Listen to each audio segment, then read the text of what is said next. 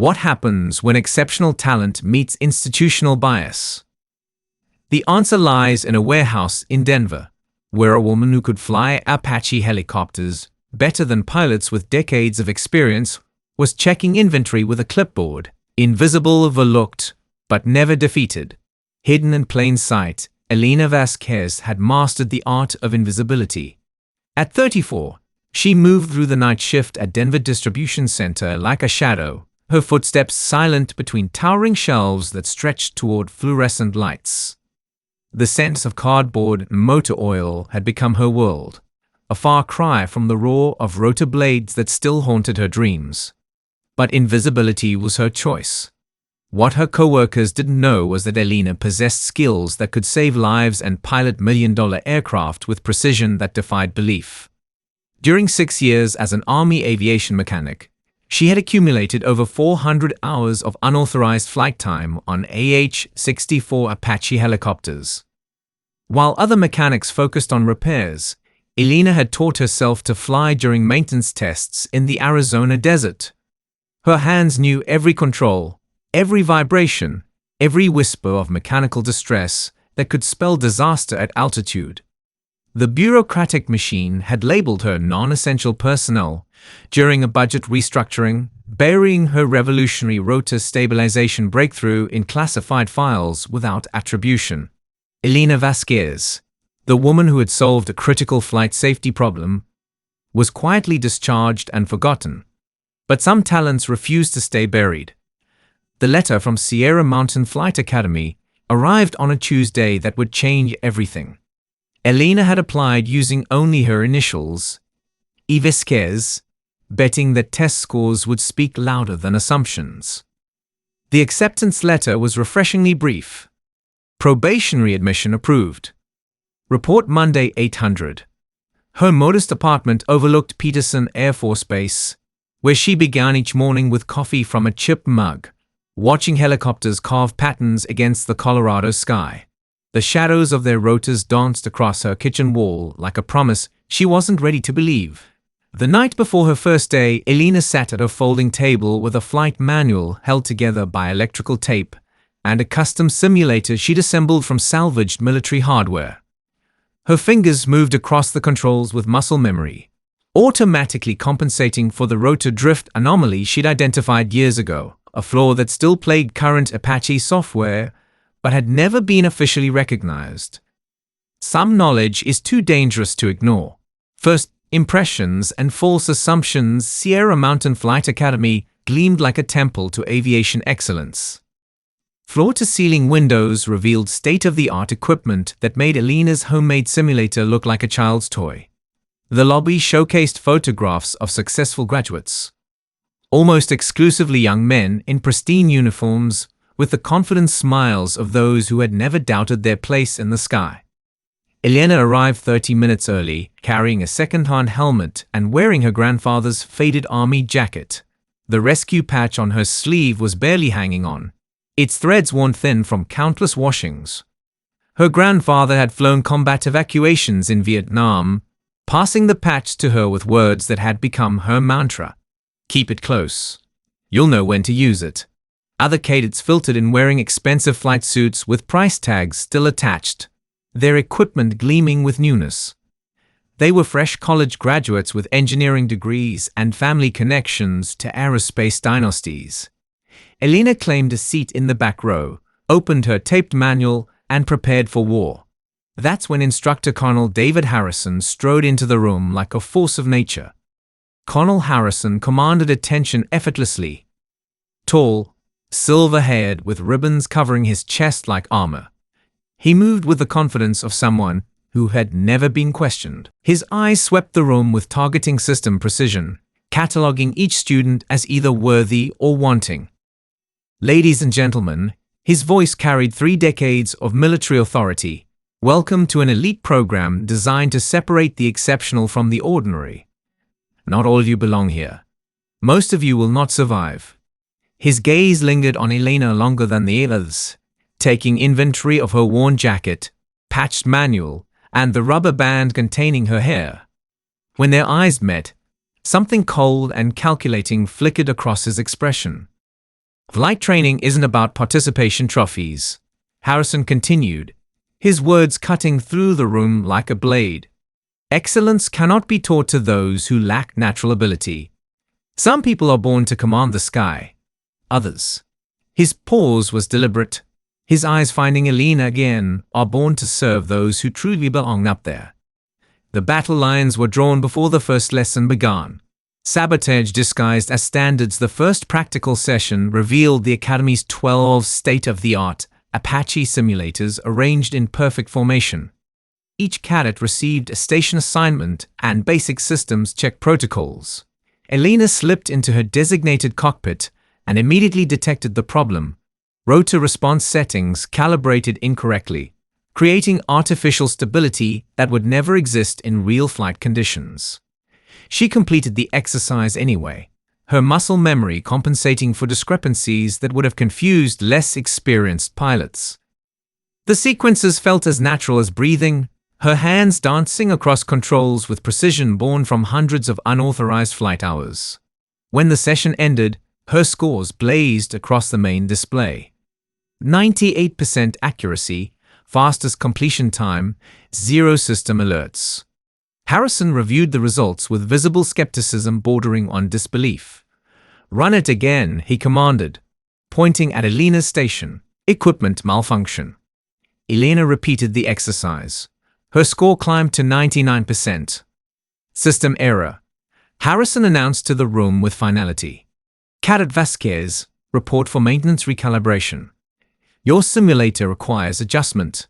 But damage was already done.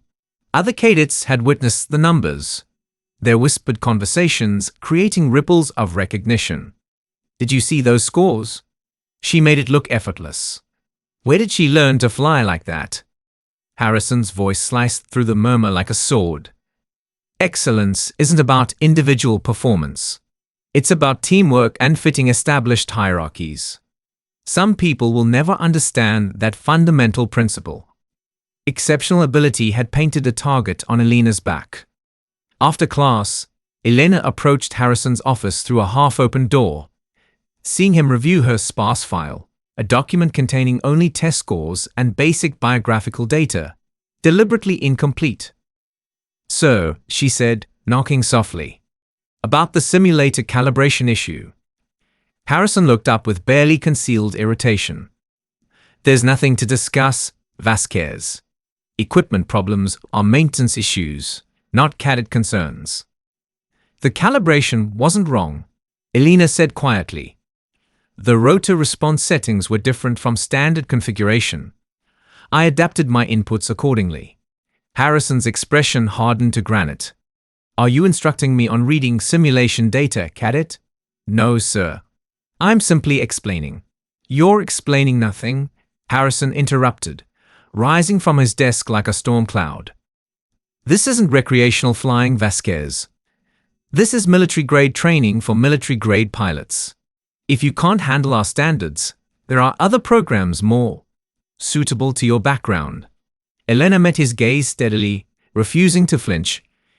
"What background would that be, sir?" The question hung between them like a loaded weapon. Harrison's jaw tightened, but he offered no response. Instead, he closed her file with deliberate finality that sounded like a door slamming. "Dismissed, cadet, and in the future request permission before entering an officer's workspace." The war of attrition had officially begun. The systematic destruction campaign of harassment evolved with surgical precision. Elena's simulator assignments invariably involved machines with technical difficulties, sticky controls, flickering displays, audio systems that failed mid-exercise. When she reported these problems, maintenance staff would investigate and find nothing wrong.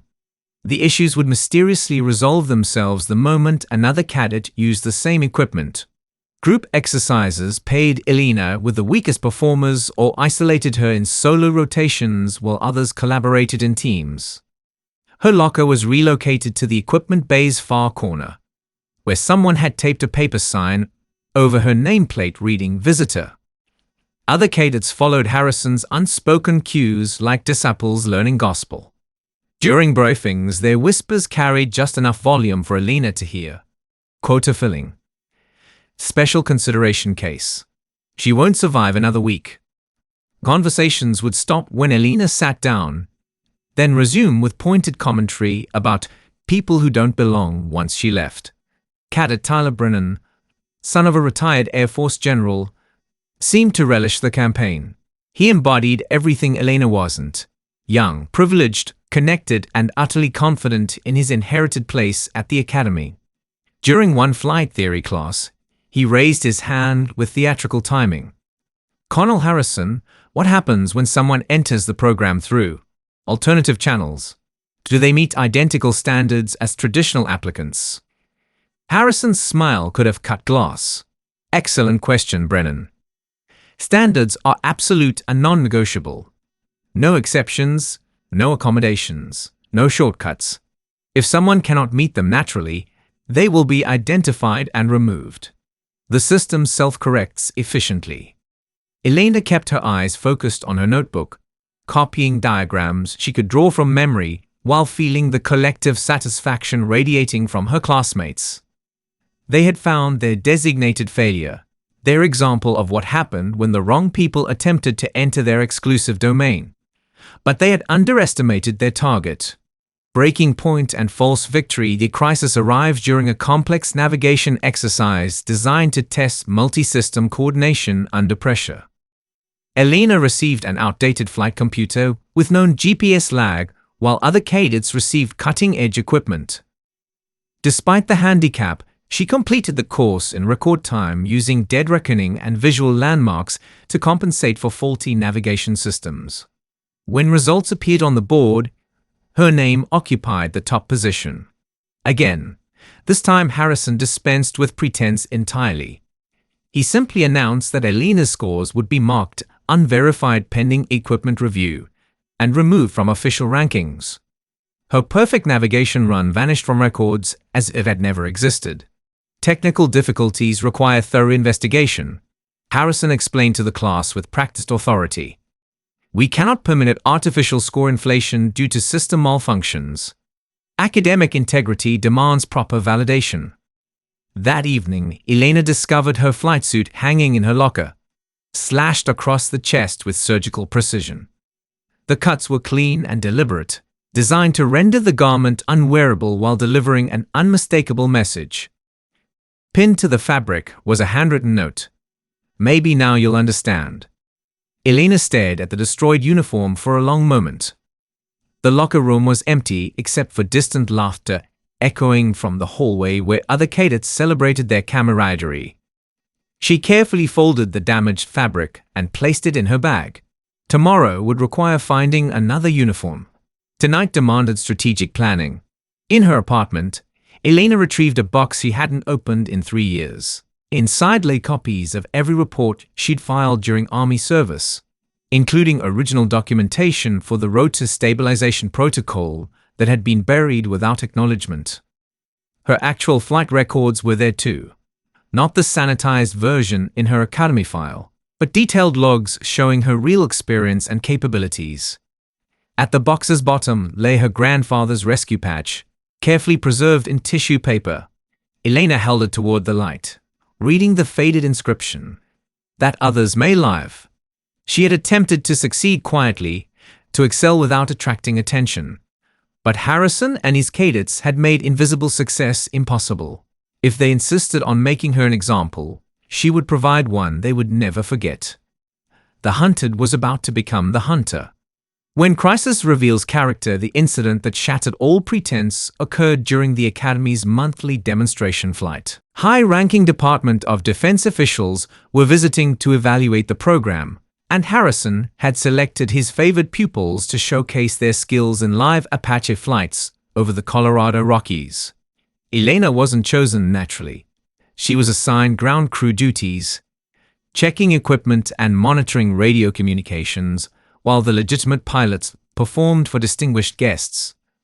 From the control tower, she watched 6 helicopters lift off in perfect formation, their rotors cutting synchronized patterns through thin mountain air. Cadet Brennan piloted Apache Delta 7, the fleet's newest aircraft. He had spent the week bragging about being chosen for solo demonstration. telling anyone who would listen that this flight would guarantee his placement in the advanced program. As helicopters climbed toward their designated altitude of 8,500 feet, Elena noticed troubling patterns on the telemetry display. Delta 7's rotor efficiency readings fluctuated in subtle variations that wouldn't trigger automatic warnings, but indicated the beginning of the stabilization issue Elena had identified years ago. At current altitude and wind conditions, the problem remained manageable. But if Brennan continued climbing or encountered crosswinds, the situation could deteriorate rapidly into catastrophe. Elena keyed her radio. Control to Delta 7, recommend maintaining current altitude. Telemetry indicates potential rotor instability. Harrison's voice crackled back immediately with volcanic fury. Vasquez, you are not authorized for flight communications. Maintain radio silence. Sir, the stabilization readings show. I said maintain silence. One more word and you're permanently removed from tower duty. Elena watched the display as Delta 7 continued climbing. 9,000 feet. 9,500 feet. Rotor efficiency readings plummeted sharply, recovered briefly, then dropped again. The pattern was unmistakable to anyone who understood what they were seeing. She had witnessed it dozens of times during her classified test flights in Arizona. Brennan's voice crackled through the radio, tension creeping into his usual confidence. Control, experiencing unusual vibration up here. Aircraft feels unstable. Normal conditions at altitude, Harrison responded dismissively. Continue with demonstration pattern. But it wasn't normal. Elena could see exactly what was happening. The helicopter's flight control system was fighting itself, attempting to compensate for rotor drift with adjustments that only amplified the problem. At 10,000 feet, buffeted by crosswinds now hammering the demonstration area, Delta 7 was flying on borrowed time. Control significant vibration now, Brennan reported, fear replacing bravado. Request permission to descend immediately. Negative, Delta 7. Maintain formation and altitude. Our distinguished guests expect precision flying, not panic responses. Elena surveyed the control room. Other instructors focused on the main display, watching formation progress. None recognized the danger signs blazing clearly in Delta 7's telemetry. In the observation area, military officials leaned against windows, pointing appreciatively at helicopters circling above the canyon.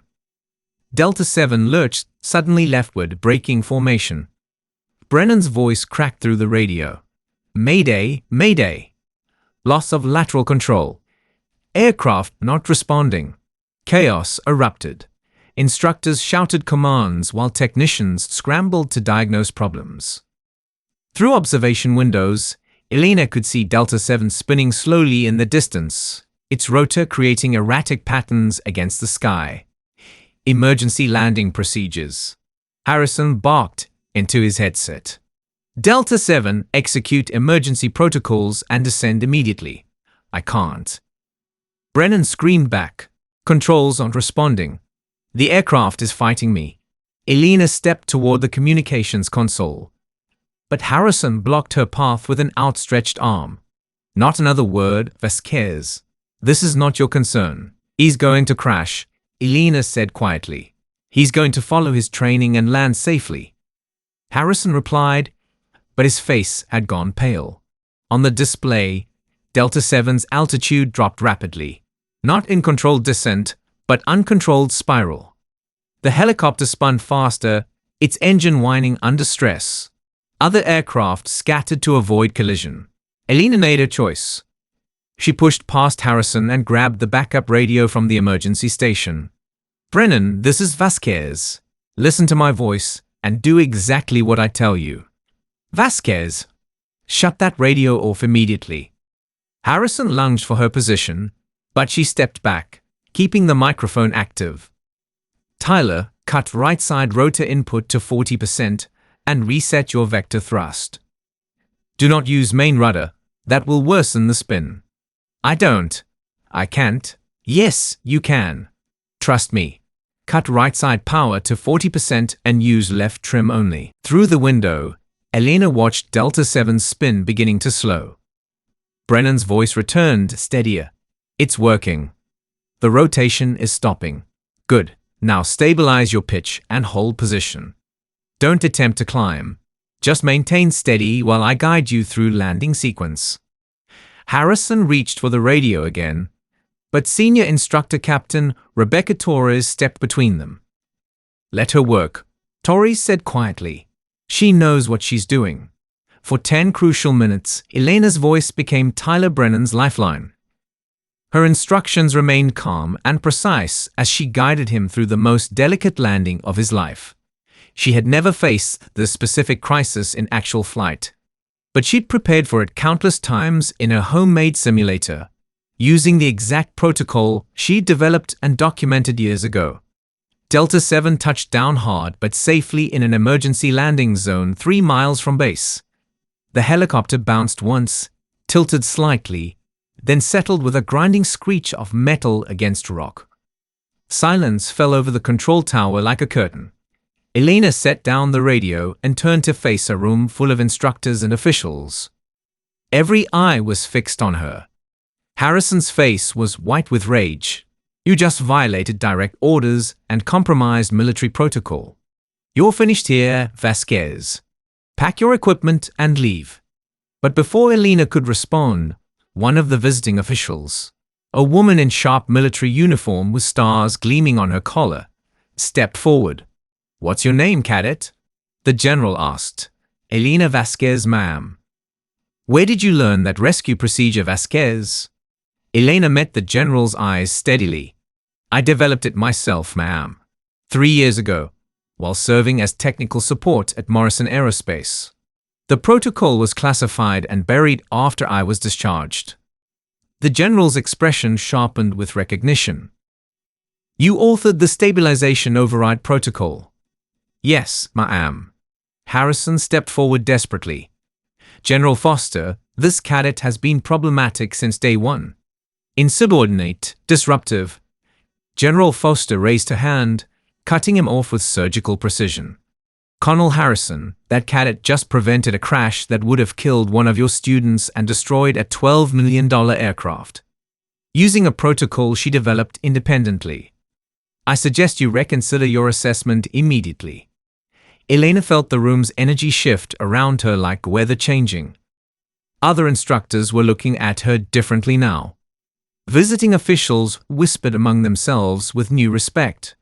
Even some cadets who had watched from the background seemed to be seeing her for the first time. But Harrison's expression only hardened further. Elena realized with cold clarity that saving Brennan's life hadn't earned her redemption. It had made her a threat that needed to be eliminated at any cost. The real war was just beginning.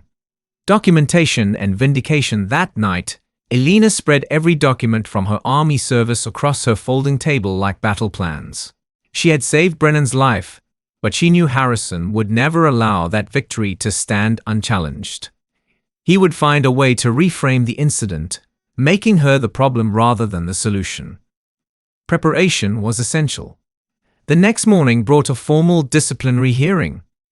Elena was ordered to report to Harrison's office, where she found him seated behind his desk with 2 senior instructors flanking him like sentries. A stack of papers sat before him, presumably documenting her various infractions. Cadet Vasquez, Harrison began, his voice cold and formal as winter. You stand accused of insubordination, violation of communication protocols, and unauthorized assumption of flight control authority. These charges are sufficient for immediate dismissal from the program. Elena had prepared for this moment.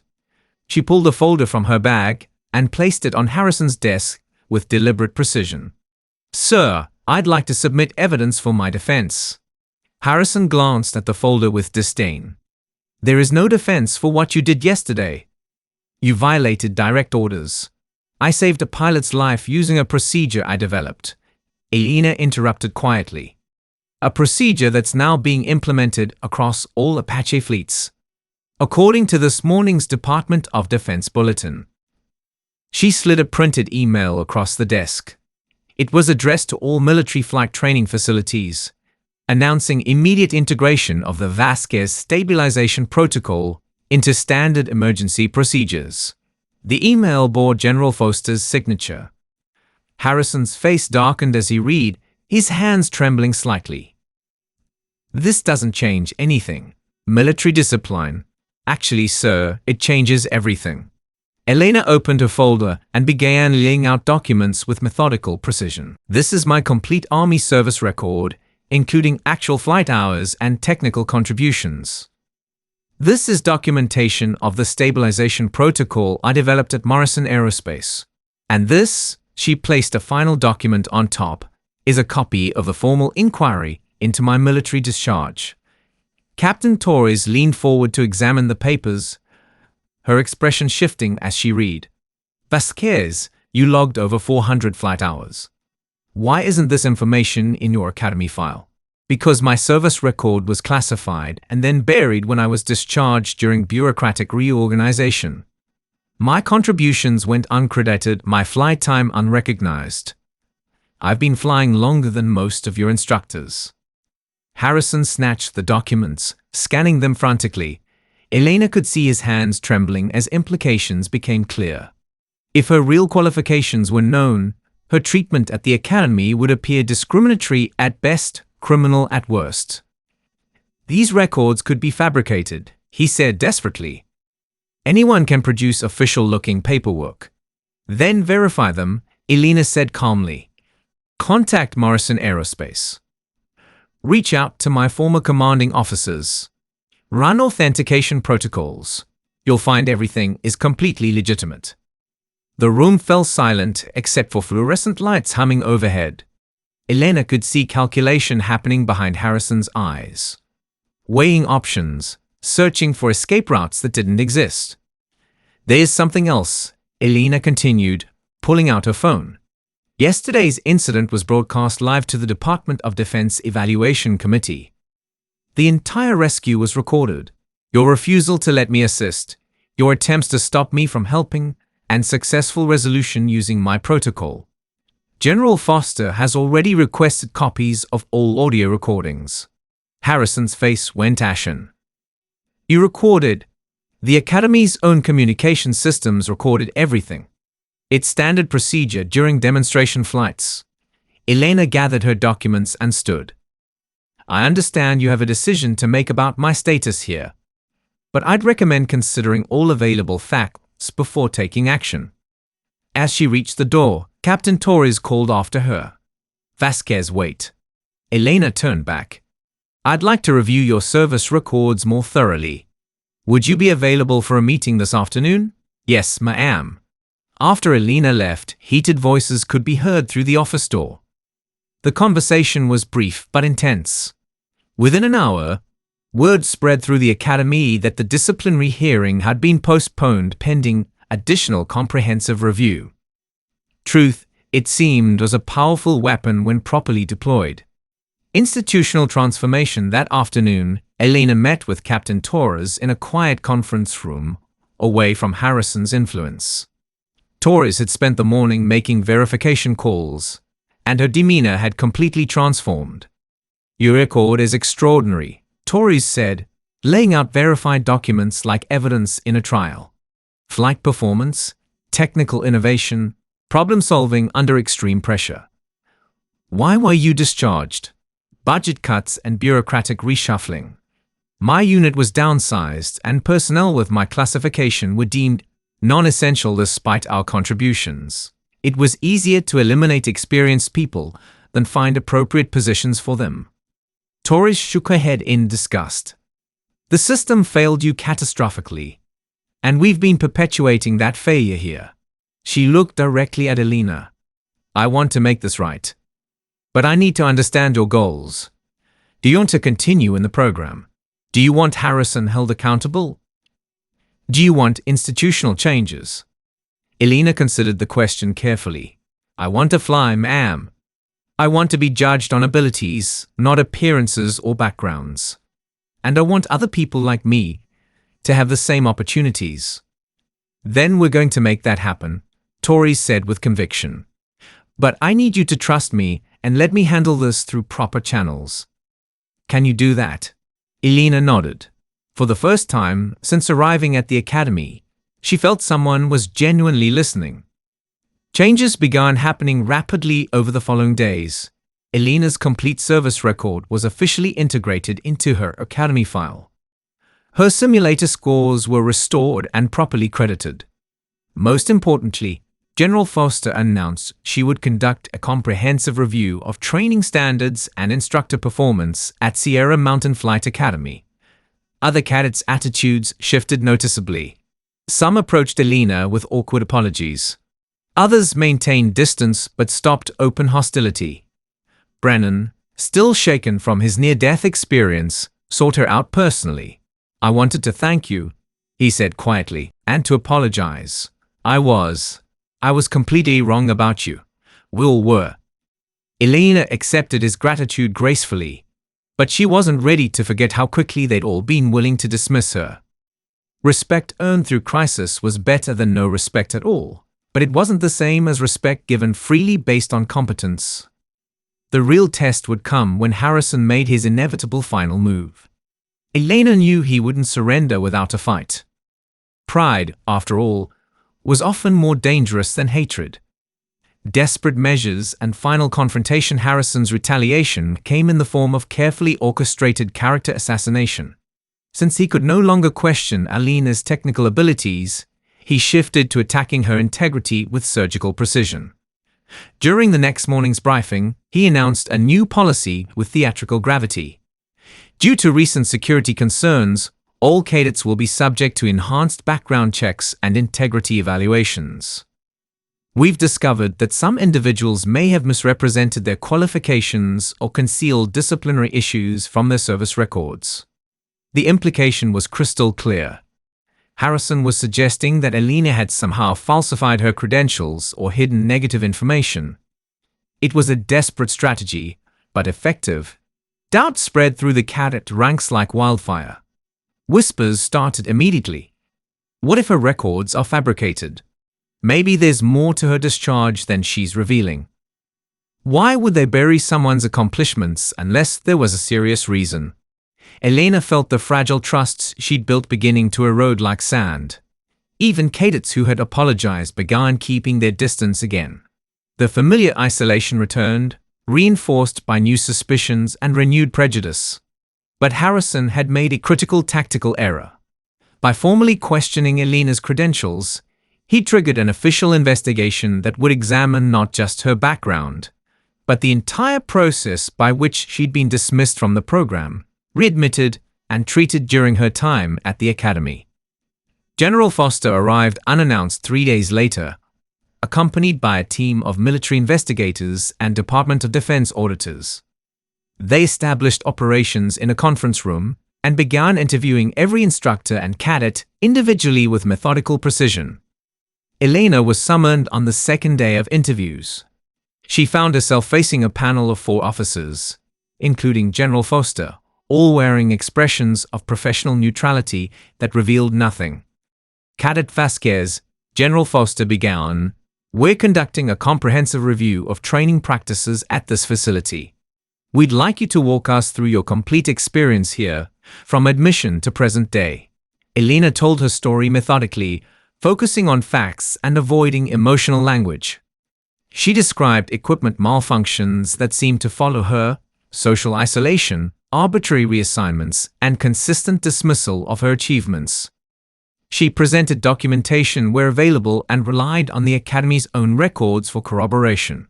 Investigators asked probing questions about specific incidents, cross-referencing her account with those of other witnesses. Elena could tell they were building a comprehensive picture of systematic misconduct. "What about Colonel Harrison specifically?" one investigator asked. "Can you describe your interactions with him in detail?" Elena chose her words with surgical precision. "Colonel Harrison has made it clear from the beginning that he doesn't believe I belong in this program. His actions have been entirely consistent with that belief." "Can you be more specific about those actions?" Elena detailed the simulator incidents, equipment problems, disciplinary threats, And finally, the near prevention of her assistance during Brennan's emergency. With each example, she could see investigators taking notes and exchanging meaningful glances. After the interview, Elena waited while the investigation continued for another week. Officers reviewed flight records, maintenance logs, communication transcripts, and personnel files with microscopic attention to detail. The atmosphere at the academy became increasingly tense as everyone realized the scope of what was being examined. The breakthrough came when investigators discovered Harrison's personal correspondence. Among his emails, they found messages to other instructors discussing the Vasquez problem and strategies for encouraging her to withdraw from the program voluntarily.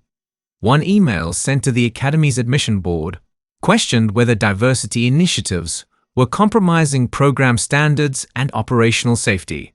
More damaging was Harrison's communication with maintenance staff, requesting that Elena's equipment be given lower priority for repairs and calibration. The digital paper trail showed a clear pattern of deliberate sabotage disguised as routine maintenance issues.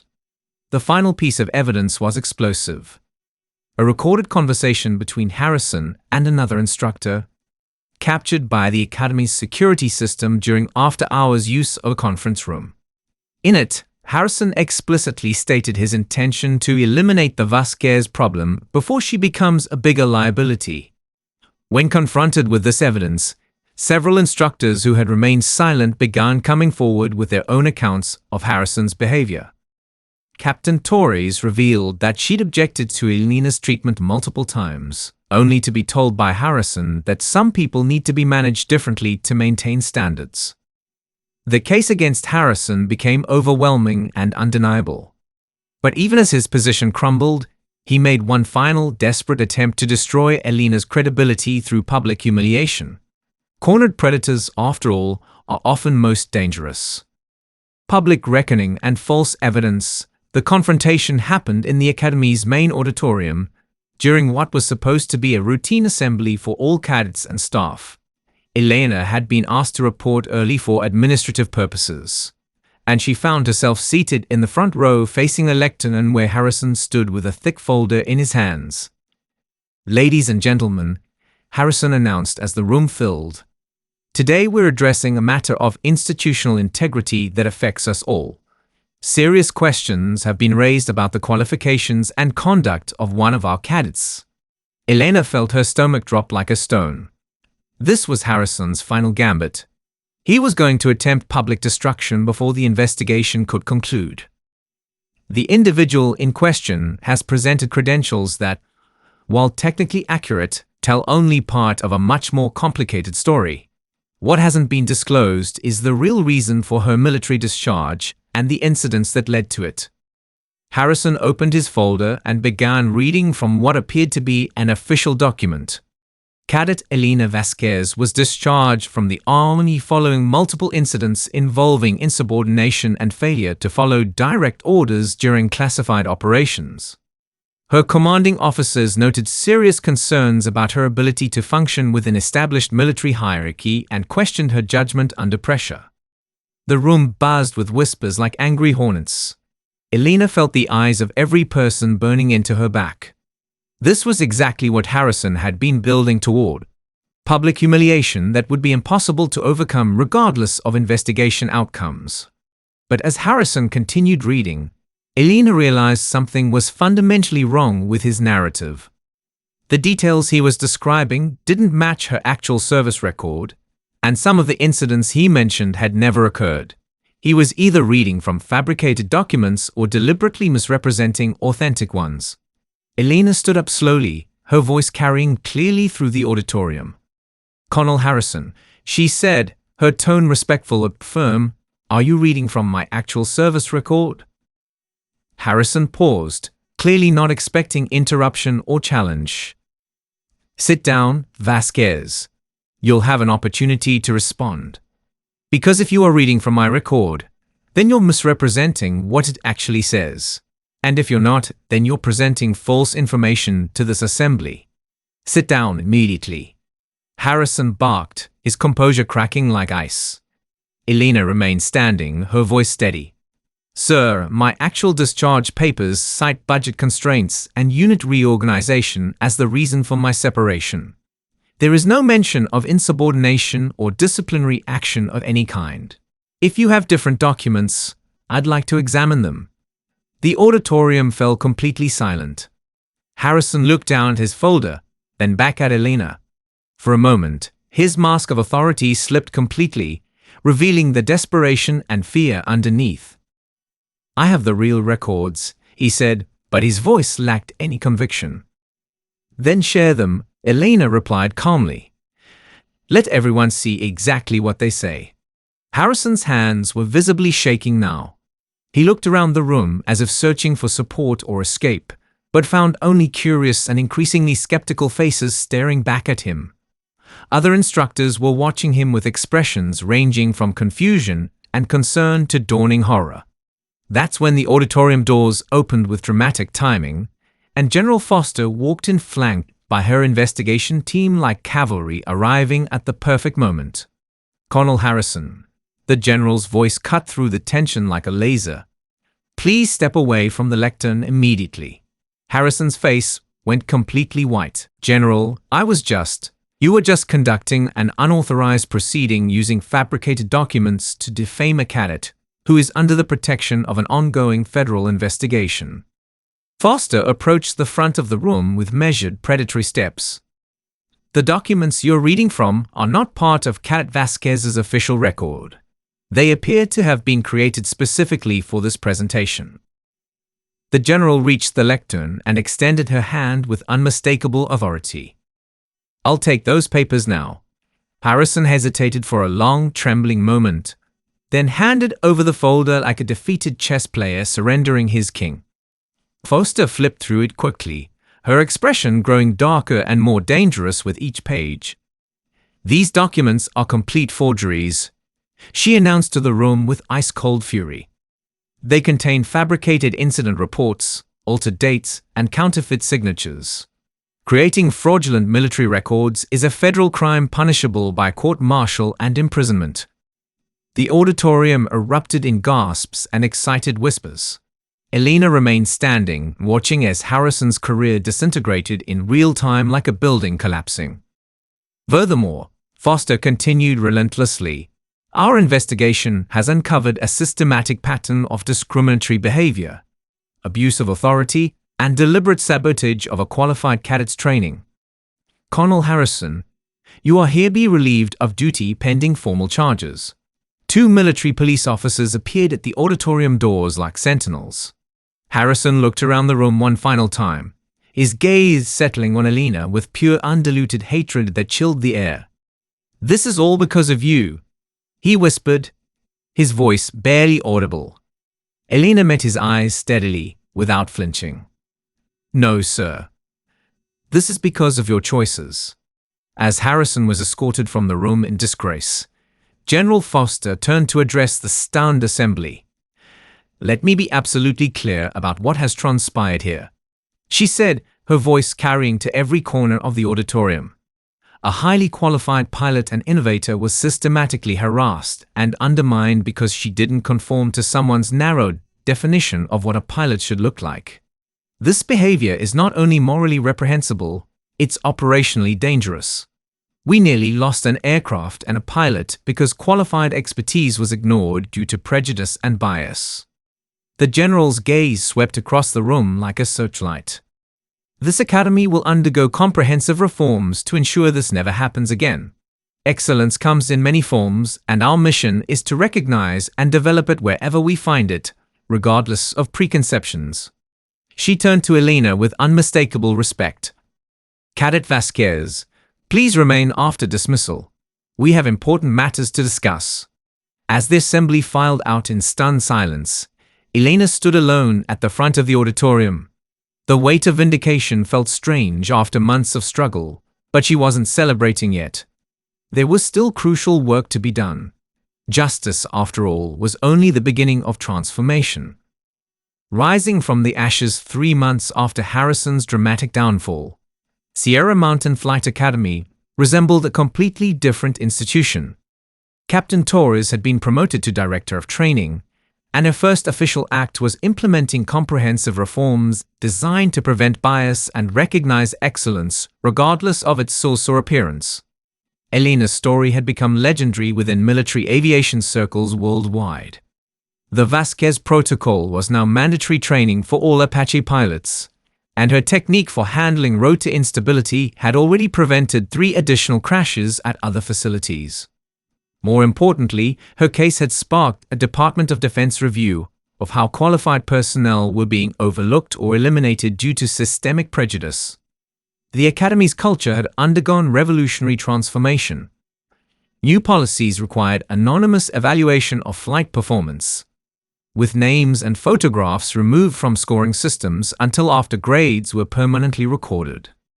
Equipment assignment was randomized and monitored to prevent sabotage or favoritism. Most significantly, instructor evaluations now included comprehensive feedback from cadets, creating accountability that had never existed before. Elena graduated at the absolute top of her class, earning recognition not just for her exceptional technical skills, but for her leadership and composure under extreme pressure.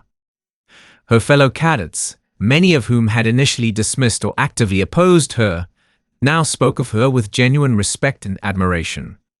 Brennan, whose life she had saved during that fateful demonstration, became one of her strongest advocates and closest allies. But the most meaningful moment came during the graduation ceremony, when Elena's name was called for the Academy Excellence Award. As she walked to the stage in perfect formation, she could see her grandfather's rescue patch clearly visible on her dress uniform, no longer hidden or apologized for, but worn with tremendous pride and honor. General Foster presented the award personally, her voice carrying clearly across the ceremony. Cadet Vasquez represents the absolute best of what military aviation can achieve when we judge people by their abilities rather than our assumptions and prejudices. Her contributions to flight safety will protect pilots and save lives for generations to come. After the ceremony, Elena found herself surrounded by younger cadets from the incoming class. A remarkably diverse group unlike any the Academy had ever seen before. They asked about her experiences, her techniques, and her advice for succeeding in the demanding program. "Remember that you belong here," Elena told them with conviction. "Not because someone granted you permission, but because you earned it through dedication and skill. Your job isn't to make others comfortable with your presence. Your job is to be so excellent that they cannot possibly ignore you." Excellence, she had learned, was the most powerful weapon against prejudice. Full circle leadership 6 months later, Elena received a call that would bring her extraordinary story full circle. The voice on the other end was unfamiliar, but carried unmistakable authority. "Captain Vasquez, this is General Patricia Hayes, Director of Military Aviation Training. I have a proposition that could change everything." Elena had been promoted to captain after her exemplary performance in advanced flight training, where she shattered several Academy records and developed 2 additional safety protocols being implemented fleet-wide. She was currently stationed at Fort Carson, leading a specialized team of Apache pilots in mountain rescue operations. "I'm listening, ma'am," Elena replied with curiosity. "We're establishing a revolutionary new program, the Military Aviation Excellence Initiative. It's designed to identify and develop exceptional talents that might otherwise be overlooked by traditional recruitment methods. I need someone to lead it, someone who understands both the technical requirements and the human costs of getting it wrong." Elena felt a familiar flutter of possibility mixed with purpose. What would that involve? Complete overhaul of training standards, instructor certification, and cadet evaluation processes across all military flight academies. You'd have the authority to implement systemic changes and the budget to make them permanent. Interested? The offer represented everything Elena had never dared to dream of.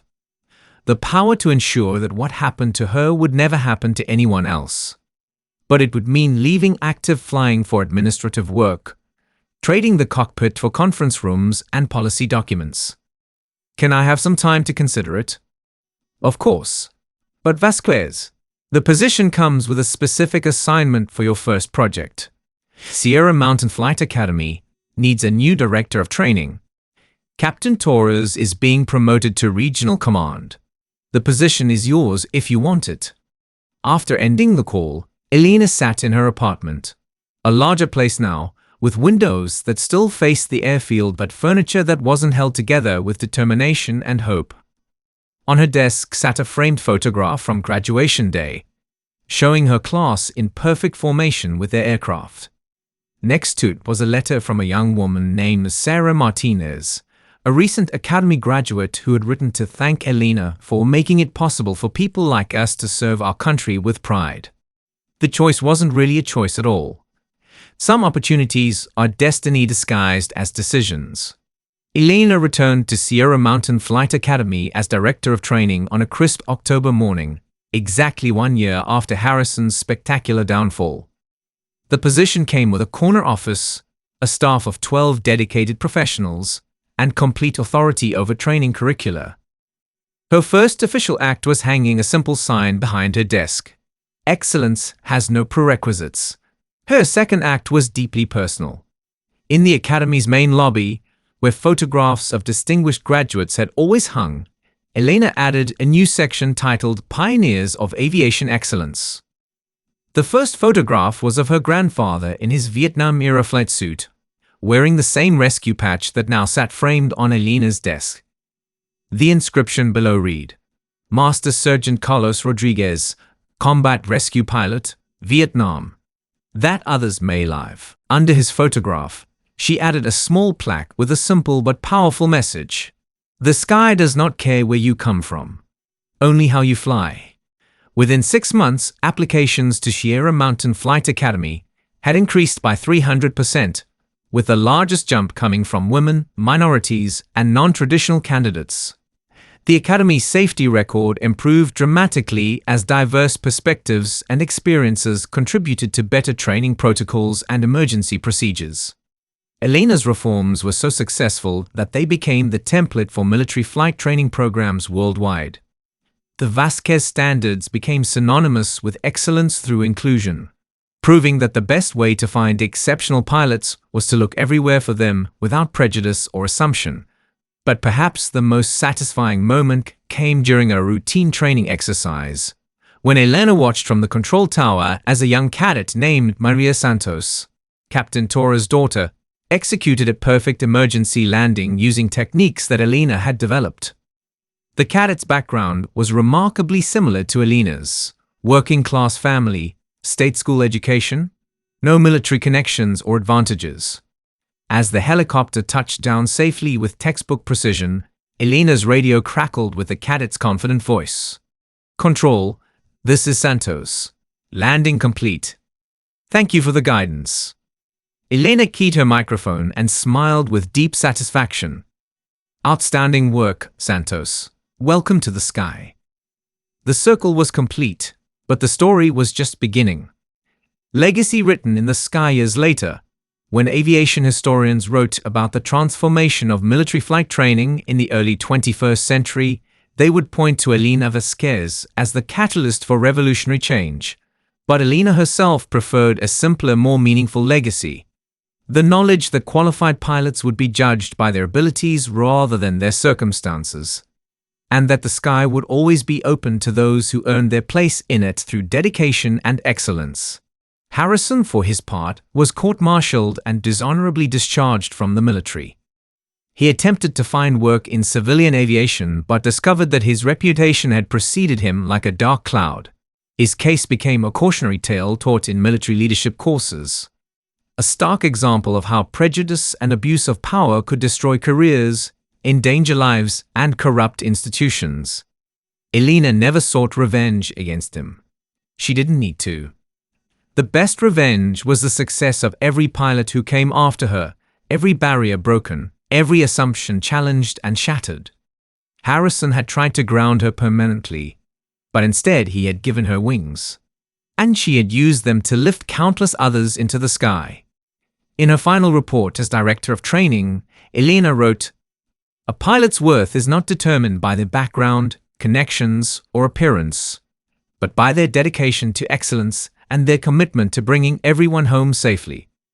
When we judge people by their abilities rather than our assumptions, we don't just create better pilots.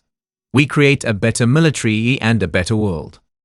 The rescue patch that had belonged to her grandfather now sat in a place of honor in the Academy's museum, part of an exhibit on pioneering aviators who had changed the face of military aviation.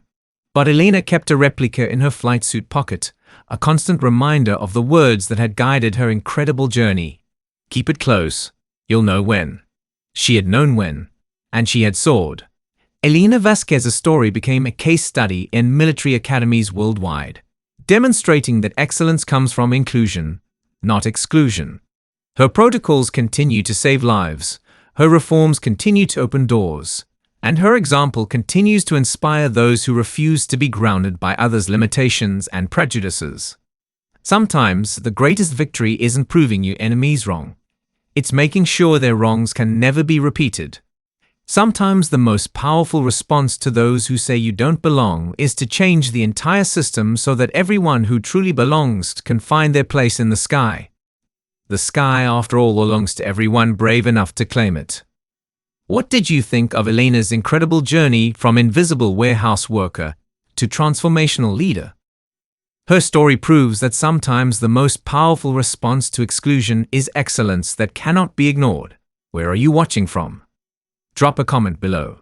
We love hearing from our amazing viewers around the world who understand that true excellence recognizes no boundaries. If you enjoyed this story, don't forget to hit the subscribe button and become a part of our Everyday Life Stories community. Where are you watching from? Drop a comment below. We love hearing from our amazing viewers around the world.